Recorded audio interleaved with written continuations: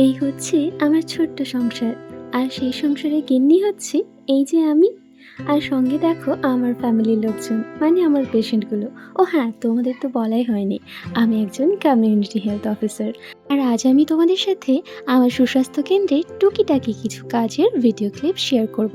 প্রথমে দেখে নাও আমার জানালার বাইরে এই যে সবুজ ডালপালা দেখতে পাচ্ছ, এটা একটা জাম গাছ। আর আমি কিন্তু রুমে বসে মাঝে মাঝে এই গাছটাকে দেখি, যাতে করে আমার চোখে একটুখানি প্রশান্তি পাই। আর এই যে দেখতে পাচ্ছ, একটা খাতার পর খাতা, খাতার পর খাতা এসব কাজ সেরেই যেতে হয়। সেজন্য চোখে মাঝে মাঝে প্রচণ্ড ব্যথা হয়। তো আশেপাশে একটুখানি সবুজ থাকলে বেশ ভালোই লাগে।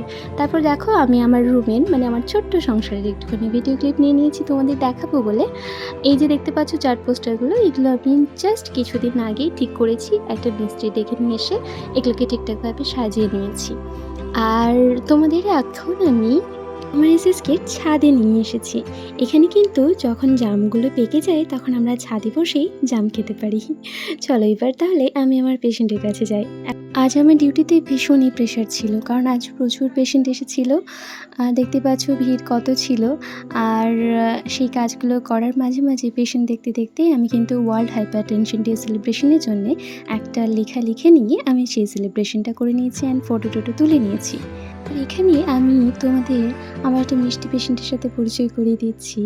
এই যে পেশেন্টটা আমার চলে যাচ্ছে, ওই পেশেন্টটা যখনই আসে তখনই কিন্তু আমি খুব সুন্দরভাবে দোয়া দিয়ে যাই যে মা তুমি অনেক দিন বেঁচে থেকো, অনেক বড় হও, কারণ উনি আমায় খুব ভালোবাসেন।